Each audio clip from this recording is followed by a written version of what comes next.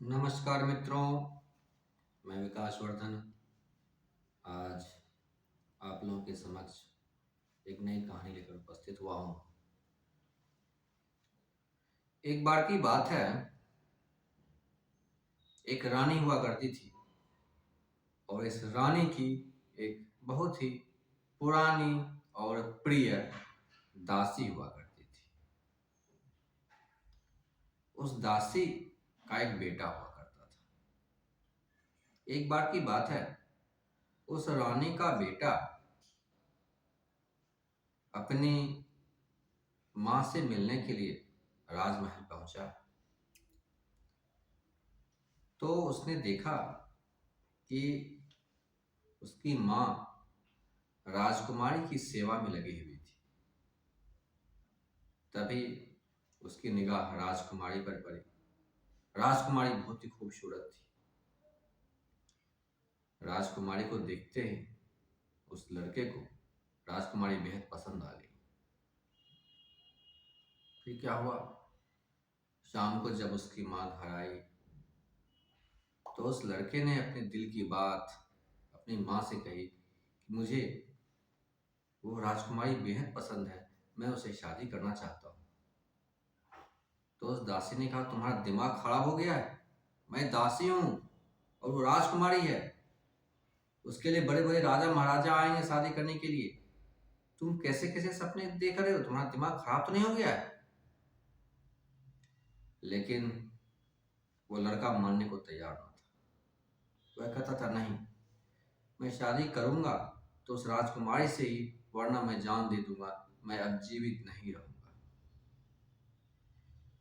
अब ऐसी बात सुन करके वह दासी बहुत चिंतित हुई कि अब क्या करें।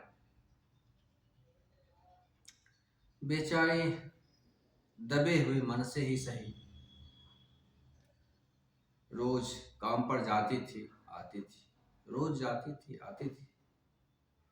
काम में उसका मन ना लगता था क्योंकि हमेशा अपने बेटे की चिंता उसे सताती रहती थी। और ये बात रानी जो थी वो देख रही थी कि आजकल ये दासी हमारी आती है, वो ठीक से काम नहीं करती और काम में इसका मन नहीं लगता। ये हमेशा कहीं ना कहीं खोई खोई सी रहती है। तो उसने पूछा कि तुम्हें कोई कठिनाई है क्या? तो बोली, नहीं नहीं, कोई कठिनाई नहीं है। फिर वो दिन भी बीत गया, लेकिन वो रोज उदासी रहती थी। फिर क्या हुआ कि पूछा एक दिन बुलाकर फिर से रानी कि बताओ क्या समस्या है? कुछ ना कुछ समस्या तो जरूर है, क्योंकि बिना समस्या के तुम इतना उदास रहती नहीं हो। तुम इतना उदास क्यों हो? मुझे बताओ खुलकर, जो भी समस्या है मुझे बताओ। तुम इतनी पुरानी दासी हो, मैं तुम्हारे लिए कुछ भी कर सकता हूँ, बताओ तो समस्या क्या है। जब रानी ने दबाव बनाया उस दासी के ऊपर, तब राजकुमारी के बारे में और अपने लड़के के बारे में उन्होंने, उस दासी ने रानी से कहा। रानी मुस्कुराने लगी। रानी बहुत विद्वान थी। बोली, इसमें चिंता की क्या बात है? तो अपने लड़के को बुलाओ, मैं बात करती हूँ। दासी अगले दिन अपने बेटे को बुला कर लाई। तो उस रानी ने पूछा कि तुम हमारी राजकुमारी से प्यार करते हो? तो लड़के ने कहा कि हाँ, मैं बहुत प्यार करता हूँ, उसके बिना मैं नहीं रह सकता। तो पूछा कि बताओ मेरी राजकुमारी, तुम्हें क्या पसंद आया?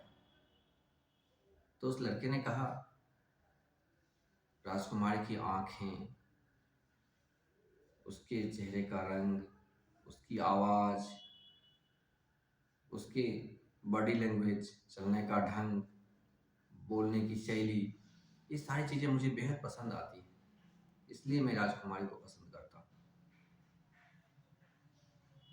फिर क्या हुआ कि रानी ने कहा कि ठीक है, मैं तुम्हारी शादी राजकुमारी से करवा दूंगा, लेकिन मेरी एक शर्त है। अगर तुम उस शर्त को मानने को तैयार हो तो मैं तुम्हारी शादी राजकुमारी से करवा दूंगा। फिर क्या हुआ, उस लड़के ने कहा कि राजकुमारी को पाने के लिए मैं कोई भी शर्त मानने के लिए तैयार हूं। रानी ने कहा, ठीक है, तुम्हें 1 वर्ष तक मेरे द्वारा निर्धारित किए गए स्थान पर रहना होगा। तुम्हें वहाँ कोई कठिनाई नहीं होगी रहने में। खाने पीने में वही दिया जाएगा जो मैं चाहूँगा। लेकिन ध्यान रखो, डरने की कोई बात नहीं है। मैं तुम्हें कोई प्रताड़ित नहीं करूँगी। खाना तुम्हें अच्छा ही दिया जाएगा और जो पढ़ने दिया जाएगा वो तुम पढ़ोगे। तो उस लड़के ने कहा ठीक है, कोई बात नहीं। राजी हो गया लड़का। अब क्या हुआ कि 1 वर्ष तक उस लड़के को आध्यात्मिक किताबें पढ़ने के लिए दी गई। आध्यात्मिक गुरु आते थे उसे शिक्षा देने के लिए और 1 वर्ष तक उसे सात्विक भोजन दिया गया। 1 वर्ष में जब उसकी शिक्षा पूरी हुई, बाहर निकला, रानी ने कहा क्या तुम हमारी बेटी राजकुमारी से शादी करोगे ना? तुमने वचन दिया था, तुमने शर्त रखी थी, तुम्हारी शर्त पूरी हो गई और तुम अपनी परीक्षा में उत्तीर्ण हुए। अब मैं तुमसे अपनी लड़की की शादी कर सकती हूँ, मुझे अब कोई आपत्ति नहीं। फिर वह लड़का बोला नहीं, अब मैं शादी नहीं कर सकता क्योंकि वह तो देह मात्र है और मैं आत्मा की सत्ता को जान गया हूँ। अब मैं उससे शादी करके क्या करूंगा? वो तो व्यर्थ है, वह तो क्षणभंगुर है। कुछ समय में वो लड़की बूढ़ी हो जाएगी, उसकी आवाज़ खराब हो जाएगी। जब शरीर बूढ़ा हो जाएगा तो उसका बॉडी लैंग्वेज चेंज हो जाएगा, सब कुछ बदल जाएगा। जो आंखें आज उसकी इतनी सुंदर लग रही है, कुछ समय के बाद उसी आंखों में झुर्रियां आ जाएगी। मैं क्या करूंगा उन आंखों को लेकर के? बोला मैं शादी नहीं करने वाला। अब तो उसकी माँ के होश उड़ गए, अरे इस लड़की को क्या हो गया?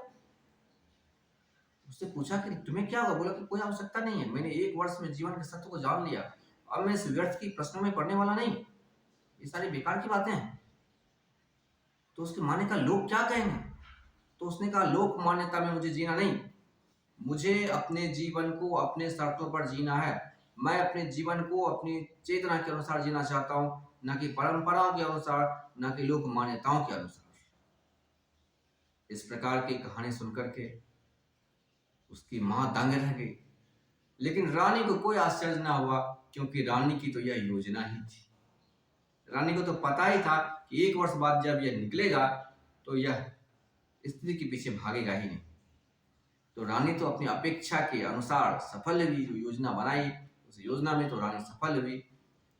और इस प्रकार से कहानी यह कहती है कि वह लड़का बहुत बड़ा संत हुआ और अपने जीवन से जीवन को अपनी ऊंचाई पर ले गया।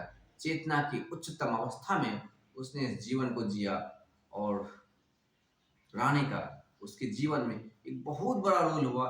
जिस क्षण की वह शरीर के तल पर गिरने वाला था, उसी क्षण रानी ने उसे उठाकर चेतना के तल पर फेंक दिया और वह चेतना की ऊंचाई पे चला गया। अगर उस वक्त कोई दूसरी होती तो ना जाने उसके साथ क्या होता। आशा करता हूँ मित्रों कहानी आपको बेहद पसंद आई होगी। कहानी पसंद आए तो चैनल को सब्सक्राइब करें, लाइक करें और अपने मित्रों के साथ शेयर करें। बहुत बहुत धन्यवाद।